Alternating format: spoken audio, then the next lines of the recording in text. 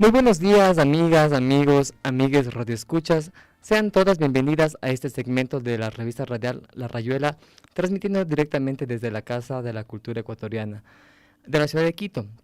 Hoy es miércoles 21 de marzo y estaremos con ustedes durante 60 minutos. Este es nuestro sexto programa que como Consejo Nacional para la Igualdad de Género, junto con el equipo de técnicas, hemos apostado por una nueva vía de posicionar las temáticas alrededor de los derechos, el género y lo concerniente a las diversidades sexuales y las identidades de género. Todo esto como mecanismo para acercar, de una forma coloquial, la política pública, que como institución del Estado, que vela por la protección de la y no vulneración de los derechos de las mujeres y las poblaciones de las diversidades de género, estamos implementando. El día de hoy abordaremos junto a dos invitadas muy especiales que nos acompañarán durante esta hora de programa para hablar acerca de la violencia de género. Mi nombre es Julio Neira del Consejo Nacional para la Igualdad de Género. Sean todas bienvenidas. La jaula se abre en este momento.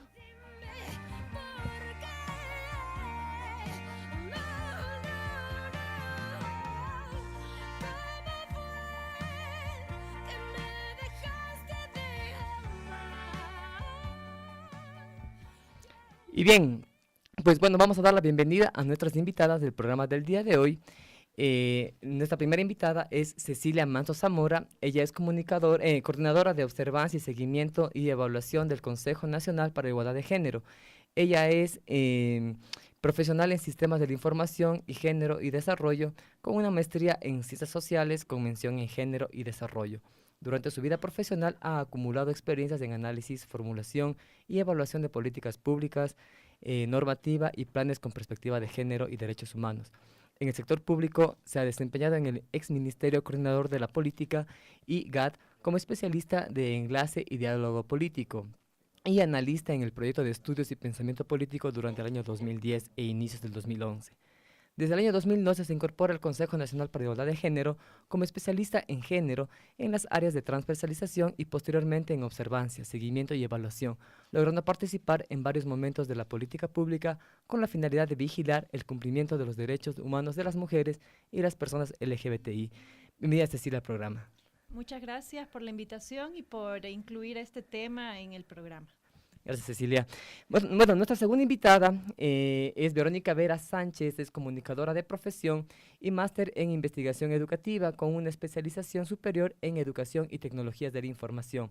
Gran parte de su vida profesional se ha dedicado a pensar estrategias educativas a partir de la comunicación para la defensa de los derechos humanos. Es una apasionada por la lucha de los derechos sexuales y derechos reproductivos de las mujeres y la lucha contra la violencia. Actualmente forma parte del Centro de Apoyo y Protección de los Derechos Humanos Surcuna, organización feminista que trabaja por la despenalización social y legal del aborto, una vida libre de violencias para las mujeres y la formación de jóvenes. También forma parte de la red de acompañamiento para aborto denominado Las Comadres, la plataforma Viva Nos Queremos Ecuador y colabora con la revista digital feminista La Periódica. Gracias por aceptar la invitación, Verónica, bienvenida. Muchas gracias, Julio, también. Gracias por la invitación. Chévere, les recordamos a todas las personas que están escuchando la frecuencia del 940 AM de la Casa de la Cultura Ecuatoriana que el día de hoy vamos a hablar de violencia de género. Asimismo, indicarles que nos pueden seguir a través de nuestras redes sociales. En Twitter estamos como @CIgualdadGénero, en Facebook estamos como @CNIgualdadGénero y el canal de YouTube es Consejo Nacional para la Igualdad de Género. Las mujeres somos violadas de 100 maneras distintas cada día. Nos despojan de nuestra dignidad, empañan nuestro valor, se niega nuestra personalidad desde temprana edad, de modo que podemos ser violentadas a lo largo de nuestras vidas, sin que haya ninguna consecuencia. Esa es la rutina diaria de quien nace niña en el Congo. Cada día se insiste en que no eres más que eso y que como tal debes cumplir los caprichos del varón. Esas son las palabras dichas por Neema Namadabu, que es una activista del Congo, una defensora de los derechos. Y con esta introducción, pues bueno, la violencia de género constituye una problemática arraigada en diversos contextos latinoamericanos y su expresión más extrema de violencia es el femicidio. No obstante, este se encuentra invisibilizado en las leyes y políticas y en el imaginario social de la mayoría de países de la región, debido a la existencia de patrones socioculturales androcéntricos que naturalizan el sexismo, la inequidad, la misoginia a nivel público y privado. Cecilia, para poder empezar este diálogo y también un poco recordando, ¿no? Que la idea de este espacio, como la jaula en púrpura, es hablar de una forma coloquial para que la gente pueda enterarse qué es esto de la violencia de género. Entonces, veamos, ¿cómo defines tú el tema de la violencia de género? Ya. La violencia de género es un tipo de violencia que afecta a las personas por su condición de género, ya sea en este caso a las mujeres que históricamente han estado en situación de desventaja o de discriminación, porque han sido a través de prejuicios estereotipos considerados como el sexo débil, como que las mujeres no están al mismo nivel que los hombres en igualdad de condiciones. Entonces, la violencia que se ejerce hacia las mujeres no es la misma que puede ser una violencia que se ejerce por delincuencia común, por situaciones de inseguridad, especialmente en el espacio público, o riñas que se puedan enfrentar, claro, accidentes, sino es un tipo de violencia que tiene en el fondo, digamos, una connotación de una reproducción de patrones socioculturales que van generando estereotipos y roles que también, digamos, si no se cumplen esos roles o esos estereotipos que han estado asignados a mujeres o incluso a hombres, se puede generar esa violencia. Por eso la violencia de género no es que afecta solo a mujeres, sino también a las personas LGBTI, porque también afecta a las personas o a los cuerpos femeninos o feminizados. No sé, igual como hablamos de tema coloquial, cuando se escuchaba que alguna chico o algún hombre que se le decía que es afeminado, ¿no? Entonces se le decía así como una forma despectiva además, pero también para ejercer un tipo de violencia que puede darse de distintas formas, ¿no? La violencia de género se expresa con violencia psicológica, violencia física, violencia sexual.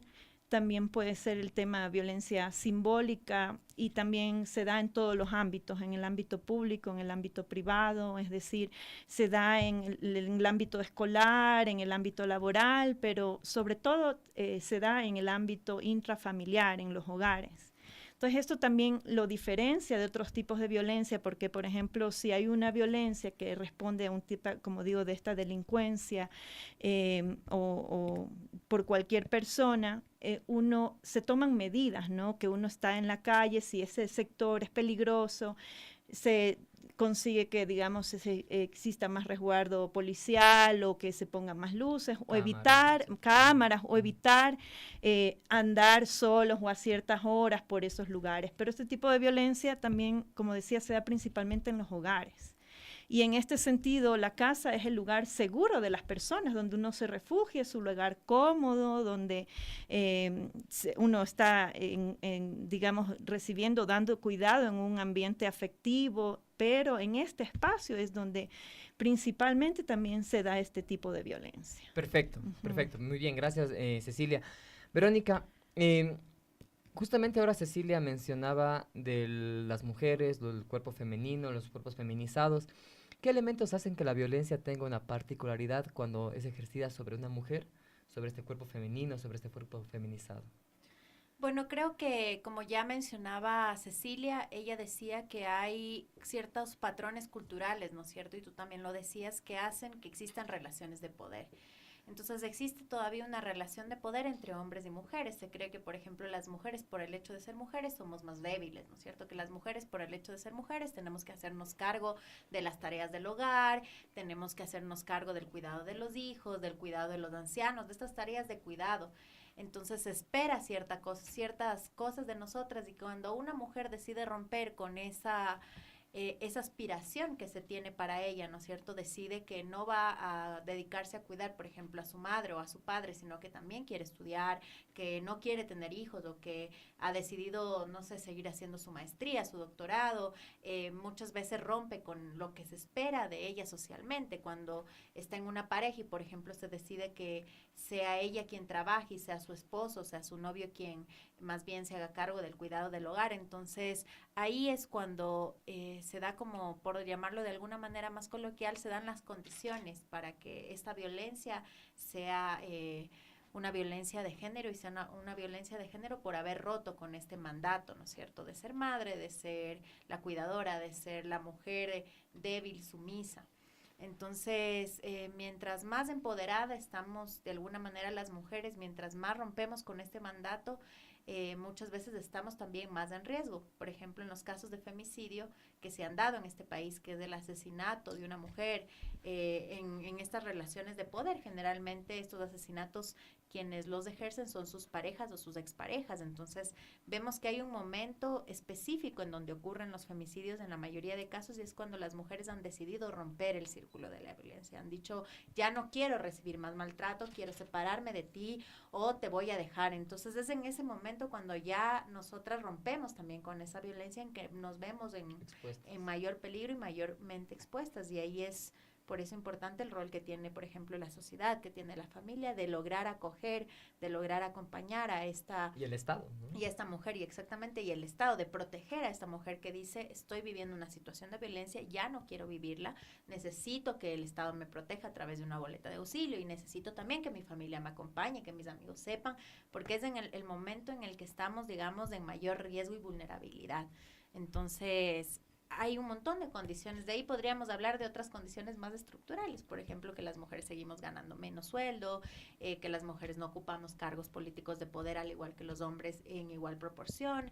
Entonces hay un montón de condiciones estructurales, pero hablando de estas condiciones como más cercanas y cotidianas que hacen que existan estas relaciones de poder que permiten que exista todavía tanta violencia. Y tal vez también creo que son elementos que están naturalizados, ¿no? Que es, creo, el problema, porque Exacto. creo que mientras lo estamos viendo de forma más natural, el tema de que las mujeres estén al cargo de sus hijos, de que dejen de estudiar para dedicarse a ser madres, o se casan y renuncian a sus sueños por este ideal de la madre sacrificada. Yo creo que esas cosas también han estado naturalizadas en el imaginario colectivo. Yo te escuchaba hace un momento que hablabas, Verónica, acerca de una boleta de auxilio, ¿no? Que es una medida, ¿no es cierto?, de protección que el Estado les brinda a las personas que son víctimas de. Sin embargo, yo también quiero regresar un poquito antes a lo que tú hablabas. Tú mencionabas que cuando se rompen estos roles que están naturalizados, ¿no es cierto? ¿Pasa lo mismo con los hombres o no pasa lo mismo con los hombres? Es decir, si es que también se da esta ruptura de que el hombre no violento, el hombre que lo dicen como coloquialmente, no, el mandarina, el que se deja, ¿eso también se puede considerar como violencia? O quiero un poco como desmenuzarlo, ¿no? Yo diría que principalmente sucede en los hombres que no son este macho hegemónico, este hombre macho, ¿no es cierto? O sea, si tú eres un hombre que eres un poco más femenino, lo que decía ya Cecilia, si tú eres gay, por ejemplo, o eres una persona que es un poco más feminizado, entonces esa violencia se va a ver explícita y se va a ver concretada sobre vos. Por ejemplo, vemos la violencia que viven las personas trans en el Ecuador. Las personas trans siguen siendo relegadas, siguen siendo asesinadas, porque nuevamente es romper con este mandato. O sea, tú naciste siendo el hombre macho y que tú quieras dejar de ser el hombre macho para convertirte o devenir en una mujer, para muchas personas es algo que es inaceptable, pero es una realidad en nuestro país. Las personas trans existen en el país, existen en el mundo y tienen sus derechos. Entonces sí vemos que esta violencia nuevamente se convierte en violencia de género cuando sucede eso, o sea, cuando alguien, una persona, un hombre, decide romper con este mandato masculino de ser el hombre macho, fuerte, que muchas veces golpea, que solamente encuentra que encuentra estas formas de mostrar su poder. Entonces también es víctima de violencia, sobre todo cuando decide romper este mandato de una manera más explícita, que es como tras devenir en una persona trans, ¿no es cierto? Transformar su género, transformar su forma de vestir, su forma de verse. Entonces ahí es cuando la violencia también se ve explícita en estos cuerpos y se vive. Entonces, básicamente yo creo que aquí hay que también recuperar unos elementos que nos lanzas, Vero, que efectivamente entonces la violencia es porque de alguna forma lo femenino emerge. Emerge, entonces, claro, el renunciar a esta masculinidad hegemónica, ¿no? Que está puesta desde el tema de ejercer el poder, ocupar el espacio y respetar el espacio, ser como el que abarca todo, ¿no es cierto? Pero cuando tú rompes eso y se lo ve como femenino, es cuando genera la discriminación, genera el rechazo, genera los puntos de quiebre sociales. Cecilia, ¿cómo es la lectura actual de la violencia de género en el Ecuador y cómo es la respuesta del Estado frente a estos actos? Ya, la respuesta desde el Estado que se viene, digamos, incorporando en la agenda es principalmente que a mediados de los años 90 responde, digamos, a las demandas de las mujeres que visibilizaron tanto en la región y aquí en el país la problemática, porque como tú mencionabas, este tema ha estado naturalizado, ¿no? Siempre veíamos como la violencia de las puertas en la calle y no hacia los hogares, hacia adentro.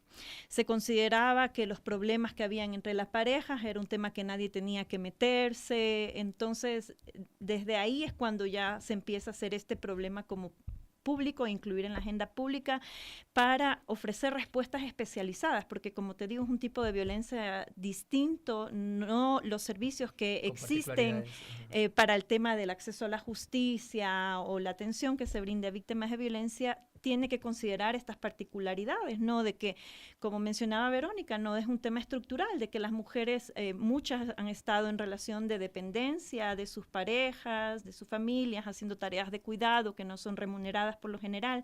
Entonces no tenían como la facilidad de acceder a estos espacios, tal vez recursos económicos, aunque aquí aclarando, digamos que los servicios públicos son gratuitos, pero igual genera el tema de movilizarte y todo esto. Entonces, más bien, a partir de esto y en respuesta a los instrumentos internacionales también de derechos humanos que nos establecen, digamos, estos como principios básicos o normas que debemos cumplir para garantizar los derechos de las mujeres, se fue implementando servicios especializados como fueron las comisarías de la mujer en el 94, luego la ley 103 de violencia, para posteriormente, digamos, incluirlo también en la Constitución de la República, que en la actual Constitución tenemos el derecho a una vida libre de violencia, tanto en el ámbito público como privado.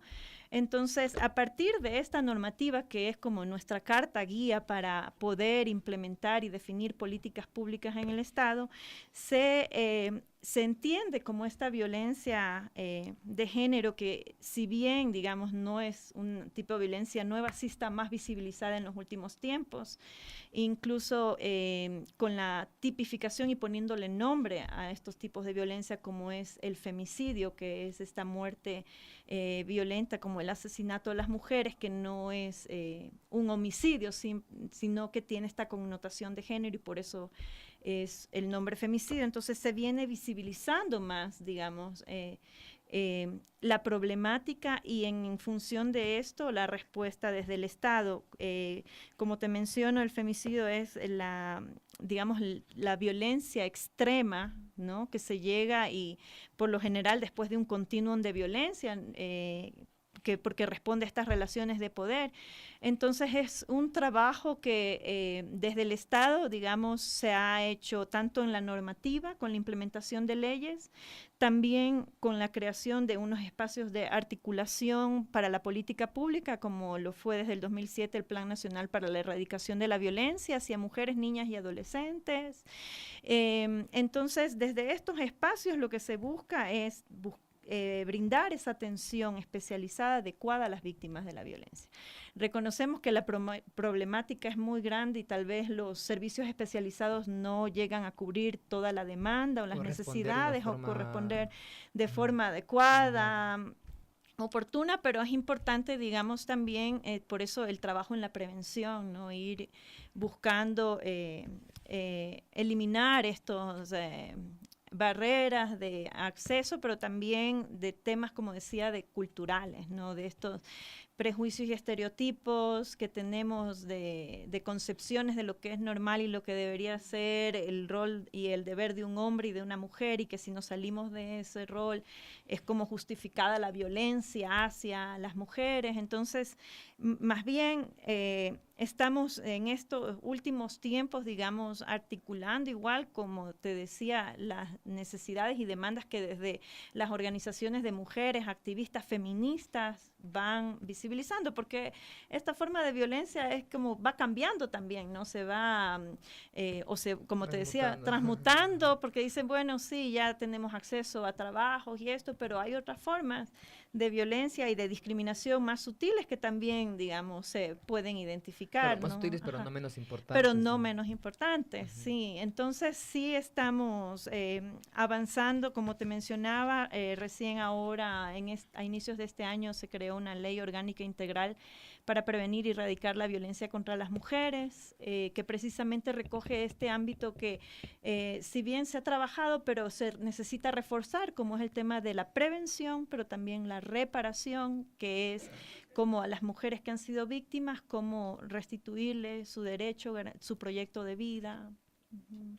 Sí. La erradicación de la violencia de género en el país es una prioridad estatal desde el año 2007 con la creación del Plan para la Erradicación de la Violencia contra la Niñez, Adolescencia y Mujeres, para un abordaje integral que permita la generación de políticas y programas para la prevención, protección, sanción y restitución de los derechos de las víctimas de cualquier tipo de violencia.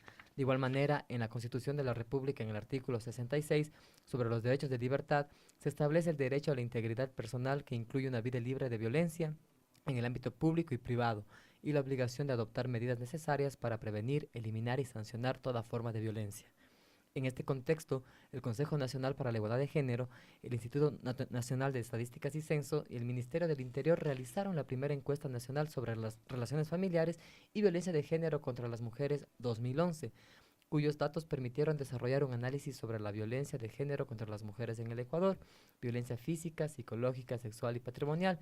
Sin embargo, también, Cecilia, nos mencionabas que ahora también se habla de la violencia simbólica, violencia patrimonial, se habla de la violencia política, de la ginecobstétrica.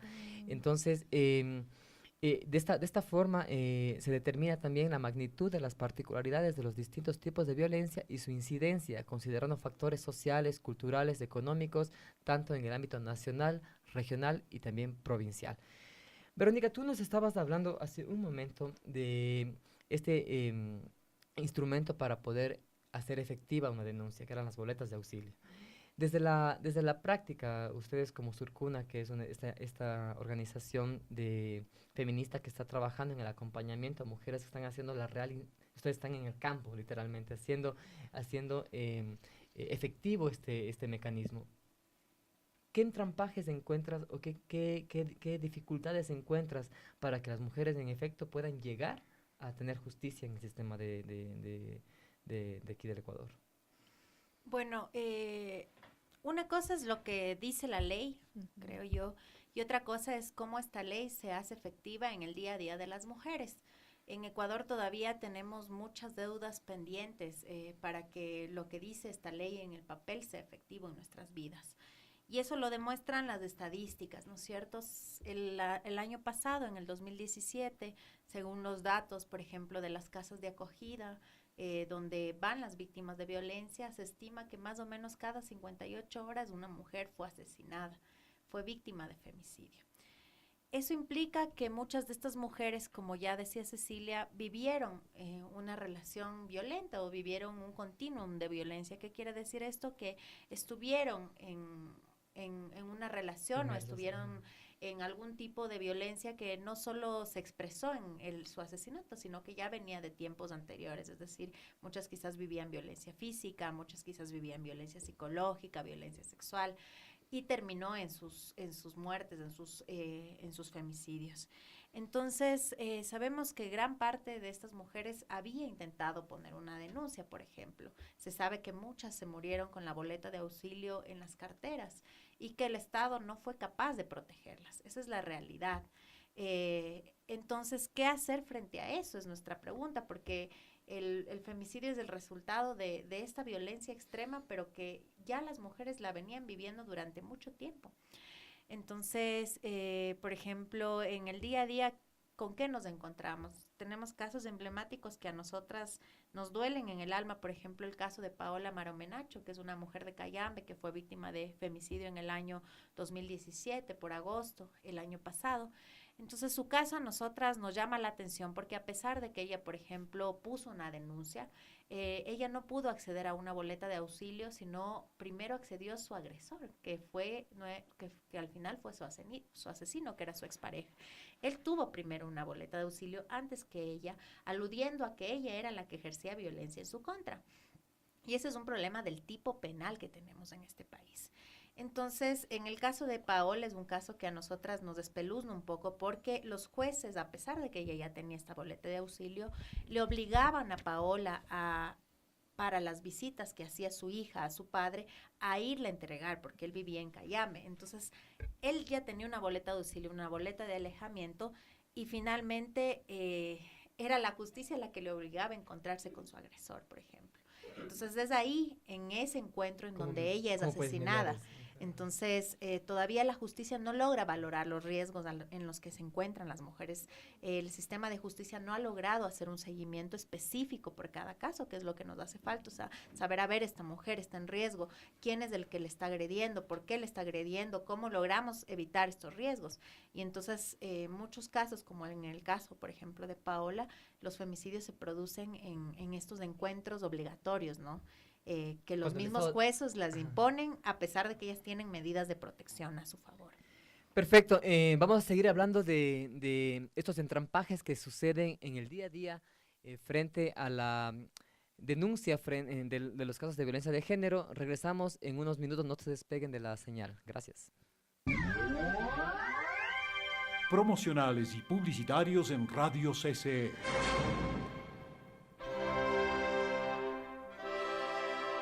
En esta Semana Santa le invitamos a ser parte del Festival de Música Sacra 2018. Los asistentes podrán disfrutar de grandes obras sacras de diversos estilos, géneros, épocas, así como de obras barrocas, junto al coro de la Casa de la Cultura Ecuatoriana. Coro juvenil del Conservatorio Franz Liszt. Quichuar Ensamble. Coro y conjunto de cámara de la Escuela Politécnica Nacional. Miércoles 21, Iglesia San Ignacio de Loyola, Solanda, 19 horas. Jueves 22, Parroquia de la Rumiñahui, 19 horas 30. Viernes 23, Sagrado Corazón de la Armenia, 19 horas. Sábado 24, Santa Catalina de Siena, Monteserrín, 19 horas. Entrada libre. Le esperamos.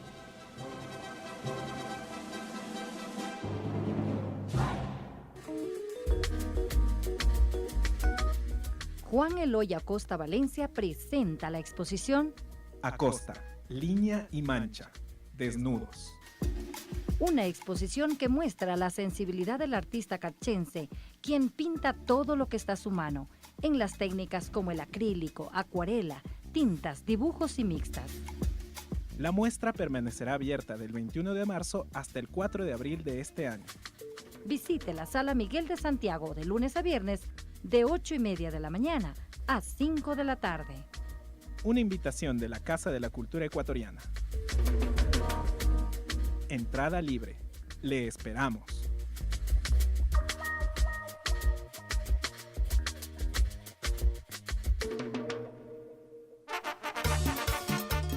La extensión Conocoto de la Casa de la Cultura Ecuatoriana está de cumpleaños.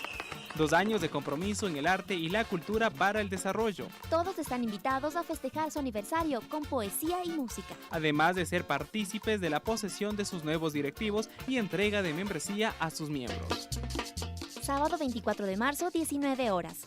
En el auditorio Casa Somos Conocoto, que está ubicado en la calle Bolívar y Sucre. Entrada libre. Les esperamos.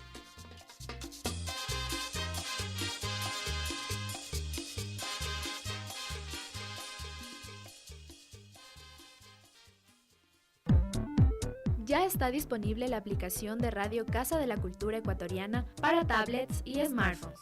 Ingresa a Play Store y búscanos como Radio CCE HD. La descargas y listo. Donde quieras, cuando quieras. Porque esta es la primera radio pública cultural del Ecuador.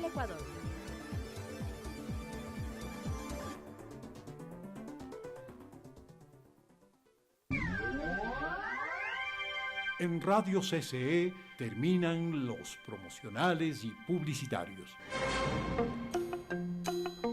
Está escuchando su radio revista familiar La Rayuela.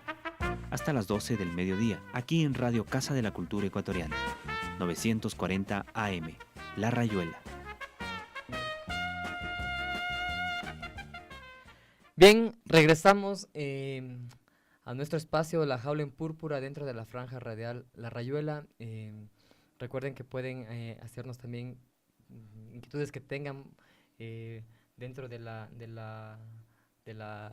radio, las personas que están escuchando la emisora pueden llamarnos a los radios de la emisora, que son el 222-0966, y dejarnos cualquier comentario o sugerencia.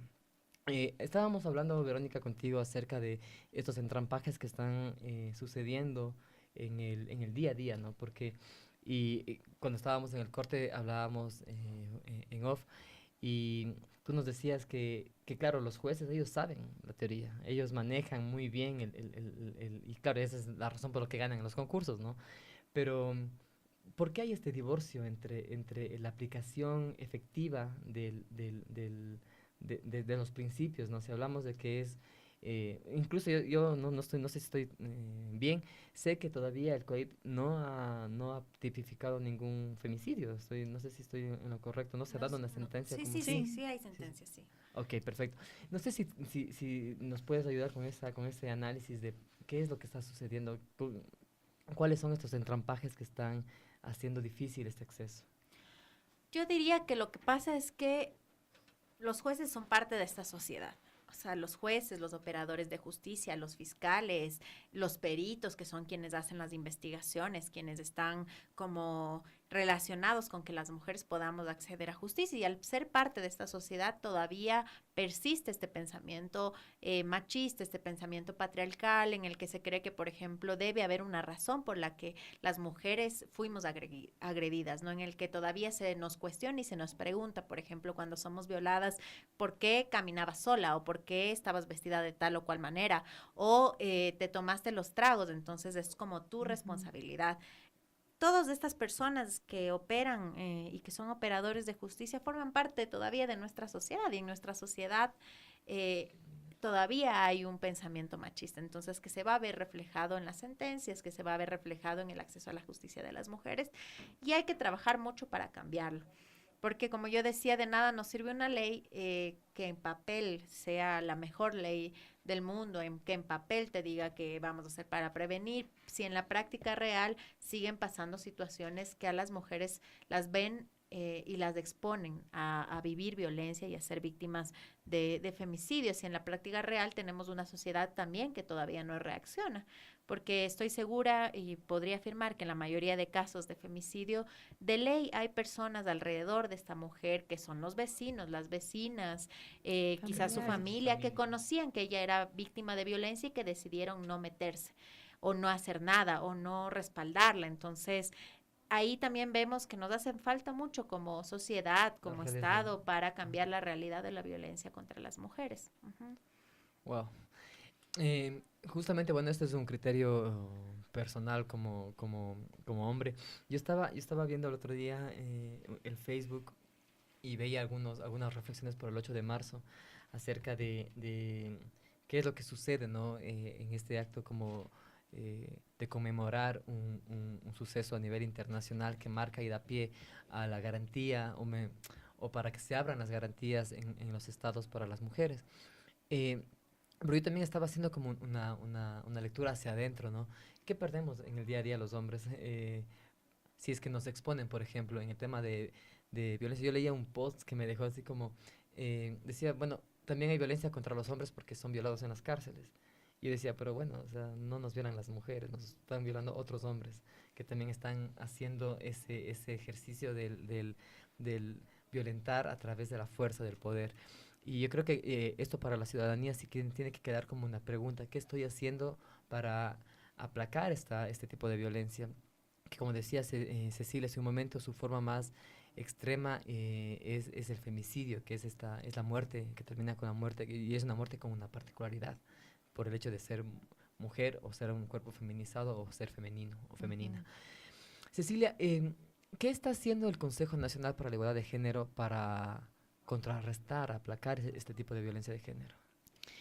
Bueno, ahí sí como aclarar primero el tema del el Consejo Nacional, cuáles son sus atribuciones. Nosotros somos una instancia encargada de vigilar el cumplimiento de los derechos. No somos una institución rectora de política pública, o sea, que ejecuta o que brinde servicios directos a la ciudadanía, sino más bien la función o la atribución que tiene el Consejo es coordinar con estas instancias la incorporación de este enfoque de género en las políticas que se generen. Entonces, de manera puntual en el tema de la violencia de género, nosotras hemos participado, digamos, en estos espacios de coordinación interinstitucional, ya sea en el Plan Nacional para la Erradicación de la Violencia, que actualmente el espacio es la Cruzada Nacional para la Erradicación de la Violencia contra la Mujer o la violencia de género contra las mujeres, y desde ahí se articulan acciones, ya sea para el fortalecimiento de las capacidades de estos servidores que atienden a víctimas de violencia, ya sea en el tema de centros de salud o en el tema del sistema judicial, y también en otros espacios, ¿no? Del tema de educación. Y también en la formulación, por ejemplo, de la normativa, en el proceso de construcción de esta nueva ley, el Consejo participó activamente junto con el Ministerio de Justicia y luego la Asamblea Nacional para la promulgación de la Ley Orgánica Integral para la Prevención y Erradicación de la Violencia. Por otro lado, también como ya lo mencionaste, desde el Consejo, en coordinación con la institución rectora del tema estadístico, el INEC, en el 2011 generó la primera encuesta para identificar esto, ¿no? ¿Cuál es la magnitud del tema de la violencia? Porque si lo sabemos y lo vemos en los medios y lo escuchamos y lo vivimos en la familia o en el barrio, este tipo de violencia, no teníamos como datos, ¿no? Para poder de alguna manera cuantificar. Entonces, en el 2011, con el INEC se implementó y levantó la primera encuesta nacional de relaciones familiares y violencia de género. Una pregunta, Ceci, justamente con respecto al tema del levantamiento de información. Para la gente que nos está escuchando, ¿por qué es importante levantar información? ¿Para qué? Ya, la información que levantamos de manera oficial desde el Estado es un insumo para poder identificar la problemática y las necesidades de la población para poder dar una respuesta adecuada, focalizada. En este caso, en los resultados de la encuesta del año 2011, se evidenció que en todas las provincias existe más del 50% de mujeres que han vivido violencia. O sea, no es decir que hay una provincia en donde se vive más violencia que en otras, digamos, es un tema generalizado. Pero se identifican situaciones que tal vez no son tan visibles y que este instrumento nos puede ayudar, como por ejemplo que las mujeres que más han vivido violencia son las que se han unido a una pareja o se han casado más jóvenes. También mujeres que más viven violencia son las mujeres que más hijos tienen. Entonces, y también quienes más han vivido violencia son las mujeres que se han separado y divorciado. Precisamente puede ser, digamos, porque ya estaban viviendo este tipo de violencia. Y con respecto a la educación, ¿tienes algún dato como si es que el nivel de escolaridad influye para también ser pico de violencia? Claro, esto también fue otro de los resultados que nos sorprendió un poco, porque tal vez hay esa idea de que las mujeres que más empoderadas en cuanto a acceso a educación de nivel superior y de cuarto nivel tal vez no viven violencia, pero es un tema generalizado. Está en mujeres que no tienen ningún tipo de escolaridad hasta mujeres que tienen educación superior y de cuarto nivel. Claro que, digamos, es mayor en las mujeres que, digamos, están en los niveles inferiores. Igual, así con el nivel de ingresos, digamos, no tiene que ver que esto es un tema solo que viven las mujeres pobres o de sectores populares, sino que es un tema que está, como te menciono, generalizado por este mismo tema de las relaciones de poder y de estas patrones socioculturales que nos cruzan en toda la sociedad, sin importar, digamos, de nivel social ni tampoco tema de pertenecer a un pueblo o nacionalidad, o sea, está en todos lados el tipo de violencia. Entonces esto es importante porque a partir de esto uno puede mejorar, digamos, la respuesta que desde el Estado se esté brindando, tanto para la atención, pero en este caso también es, como digo, que tenemos que impulsar más el tema de la prevención. Y también para saber que los recursos se van a utilizar con eficiencia y con eficacia, es decir, no despilfarrar en cosas que no van a resultar en un producto perfecto. Verónica, ¿qué le falta al Estado? Creo que al Estado le falta de todo, ¿no? O sea, nunca va a ser suficiente ningún esfuerzo que se haga, ni desde el Estado ni desde la sociedad civil, para el tema de erradicar y prevenir la violencia contra las mujeres, porque es una pandemia. O sea, no solo en Ecuador, sino en el mundo. Entonces, al Estado primero le falta voluntad política para efectivamente escuchar a las mujeres, escuchar sus demandas.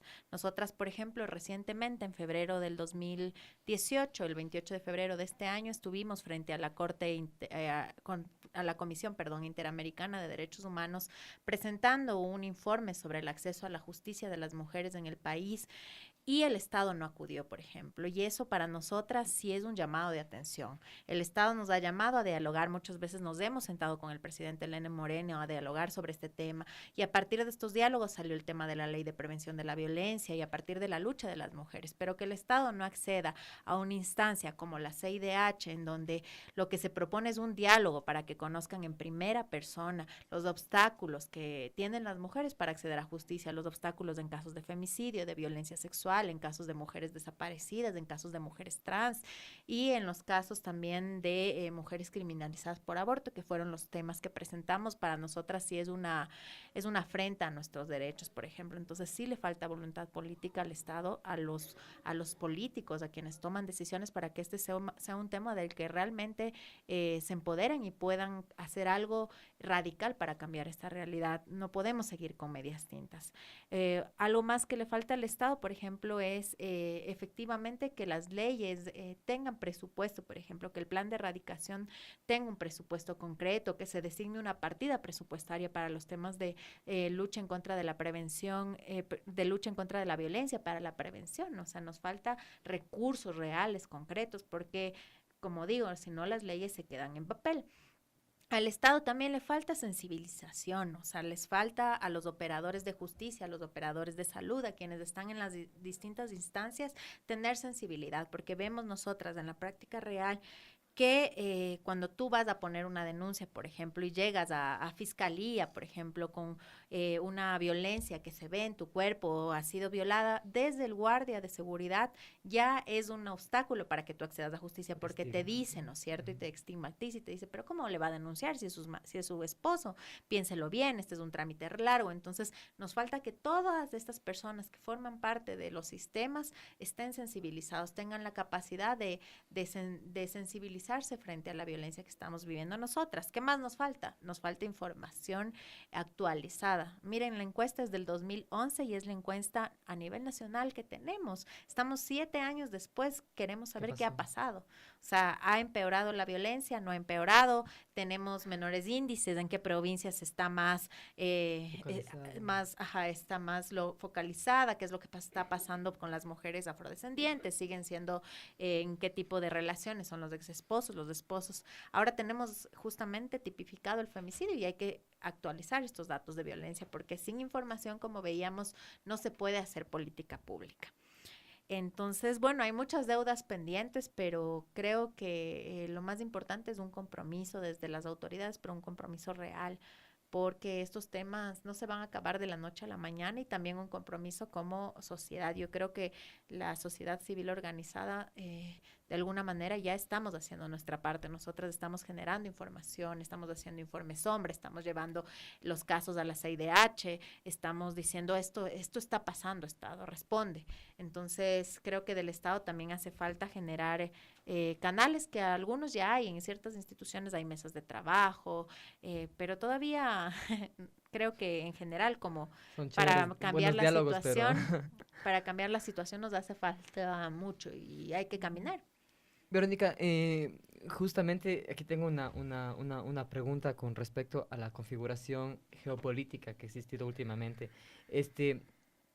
Tú, a tu criterio y tal vez al de la institución a donde tú perteneces, a la organización Surcuna, ¿tú crees que hay alguna influencia por los grupos conservadores que ahora hay una exacerbación a nivel de Centroamérica, de Latinoamérica, posicionando discursos que deslegitiman la educación en temas de sexualidad, en temas de prevención, etcétera? ¿Crees que hay una correlación con esto? No sé, aquí hubo el 14 de octubre del año pasado una marcha que se denominó a nivel nacional "Con mis hijos no te metas". ¿Tuvo influencia esa marcha? Yo diría que siempre que los grupos fundamentalistas, porque así son extremistas, muchos desde la religión o desde el fundamentalismo, empiezan a hacer bulla en las calles o empiezan a posicionar discursos antiderechos, sí tienen una influencia. Vimos que aquí la arremetida de violencia, por ejemplo, en Quito, donde fue una de las marchas más grandes, fue grave, ¿no es cierto? Tuvimos muchos casos en ese tiempo de asesinatos a personas de la diversidad sexual que quizás no están directamente relacionados, pero que para nosotras sí tienen una relación, porque empiezas a ver, por ejemplo, en las redes sociales que ese tipo de marchas legitiman la violencia. O sea, a esta gente que ya es violenta le dan la palestra para que siga siendo aún más violenta. Entonces, lo que nosotras creemos es que no se puede ser tolerante con quienes están promoviendo discursos de odio, con quienes están promoviendo violencia en las calles, violencia contra otros sujetos o sujetas por ser diferentes o por ser diversos. Entonces, al Estado hay que decirle nuevamente y recordarle que Ecuador es un Estado laico, que Ecuador es un Estado de derecho, es un Estado garantista de derechos humanos, que tenemos una Constitución que ya lo dice y que nuevamente, obviamente, las personas tendrán derecho a su libre expresión, a su libertad de pensamiento, a su libertad de conciencia, siempre y cuando no se menoscaben los derechos de ninguna otra persona. Entonces, eso como un llamado de atención y recordarnos nuevamente que para lograr que los derechos de las mujeres avancen, hay que recordar que somos un Estado laico y hay que recordar que hay que mantener como lejos las creencias personales que tienen cada una y cada uno, porque todos y todas tenemos nuestras propias creencias, del ejercicio público, ¿no es cierto? Lo mismo para los funcionarios, desde los más altos niveles hasta los niveles más coloquiales o cotidianos. De acercamiento, perfecto.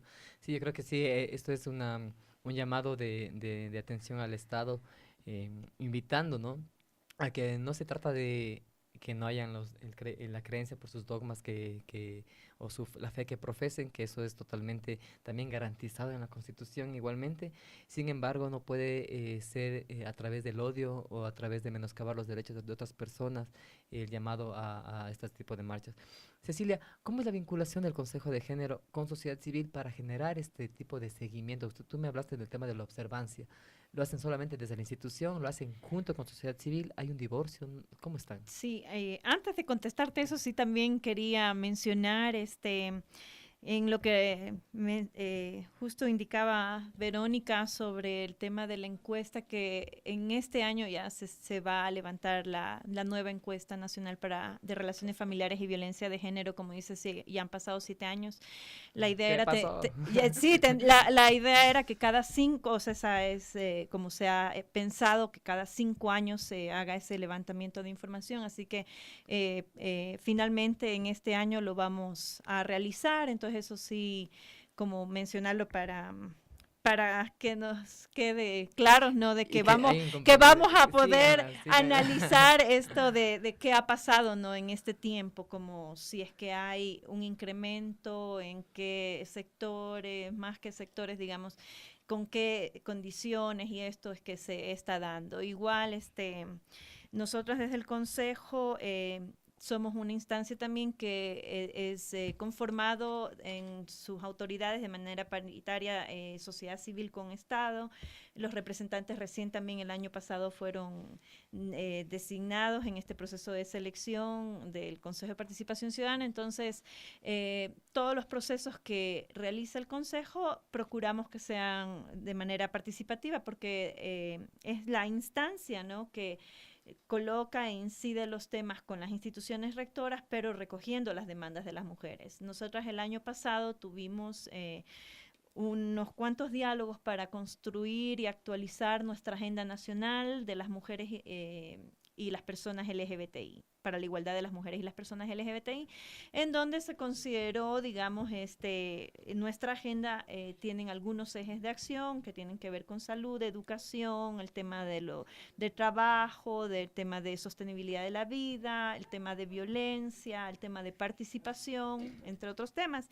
Y ahí es que nosotras generamos espacios para recoger estas demandas, necesidades de las mujeres y poder priorizar en este instrumento cuáles serían estas líneas de política pública que se deben implementar durante este periodo, ¿no?, de gobierno, porque coincide con el Plan Nacional de Desarrollo, ¿no?, para el periodo 2017-2021. Y de esta manera, digamos, incorporarlo en estos instrumentos de planificación, estas necesidades y estas como reivindicaciones que desde las como mencionaba Verónica, más sobre todo de estas ciudadanía organizada, organizaciones más bien de mujeres y personas LGBTI nos han incorporado. Igual hay espacios en donde también se logra generar procesos de diálogo, como por ejemplo la Mesa para la Política LGBTI, en donde también se está generando, digamos, espacios de diálogo y de discusión para recoger esas demandas. Igual cuando se construyó la ley, se socializó en algunos talleres en territorio los proyectos para recoger, digamos, los aportes y observaciones, porque como tú bien mencionas, Verónica es quien está, ¿no?, en el campo, quien está apoyando, digamos, la organización en donde trabaja, frenteando y quienes tienen más claro cuáles son estos nudos críticos y dificultades que hay para tener un verdadero acceso, para tener una realmente garantía a los derechos de las mujeres. Entonces es muy importante para nosotras ese trabajo articulado y, como dices, como una responsabilidad que es principalmente del Estado, pero que también es de sociedad civil y de quienes están también trabajando en los temas. Así que al menos desde el Consejo invitamos y estamos dispuestas siempre a dialogar y a coordinar con sean otras instancias del Estado, pero también con sociedad civil en estos temas. Entonces, bueno, ya saben, a las organizaciones, tanto de mujeres como de los colectivos que trabajan por las diversidades sexuales y las identidades de género, también denominadas LGBTI, pueden acercarse al Consejo Nacional de Igualdad de Género, que queda en la Pasaje Donoso N3132 y Wimper, ¿no? ¿Estoy bien? Sí, ok, cara feliz. Muy bien, no es no, tal vez me equivoqué un poco el número, pero es en la Pasaje Donoso y Wimper. N32 y N33. N32, N33, perfecto. Es una hora de programa que ha pasado rápido. Lamentablemente quisiéramos tener mucho más tiempo para poder tener insumos y tener elementos para poder informar a la ciudadanía acerca de las actividades que tanto de sociedad civil hay de exigencia del Estado, pero también la respuesta del Estado frente a esta temática que es muy importante ponerla en el tapete y hablar. Yo creo que esta interlocución entre la sociedad civil y el Estado es necesaria y no cortarla nunca. Así que bueno, yo quiero agradecer, muchas gracias Cecilia y Vero, muchas gracias por haber estado aquí. Muchas gracias a ti. Tal vez algún mensaje final, alguna cosa que quieran decir a las personas que nos escuchan, no sé, Vero. Bueno, quizás decirles que también podemos hacer nuestra parte para ayudar a prevenir, digamos, los femicidios, ayudar a erradicar la violencia, y es actuar. O sea, si conocemos a alguna persona que está viviendo situaciones de violencia, no la culpabilicemos, no pensemos que tiene la responsabilidad, sino más bien acerquémonos e intentemos poner como nuestro aporte también para que ella logre salir o para evitar que la violencia sea más radical en su contra. Sí, yo agradecer y mencionar también que todos los servicios, recalcar, ¿no?, que ofrece el Estado, los servicios públicos son gratuitos, que tienen que acercarse también y en caso de no recibir la atención, por favor, también hay espacios en donde se puede presentar la respectiva denuncia o la queja por una no atención o acudir incluso también tal vez al consejo para en los temas de casos emblemáticos acompañar en temas de casos de hacer la observancia o seguimiento al caso. Perfecto, me acaban de escribir, me dicen que están agradecidos por la información.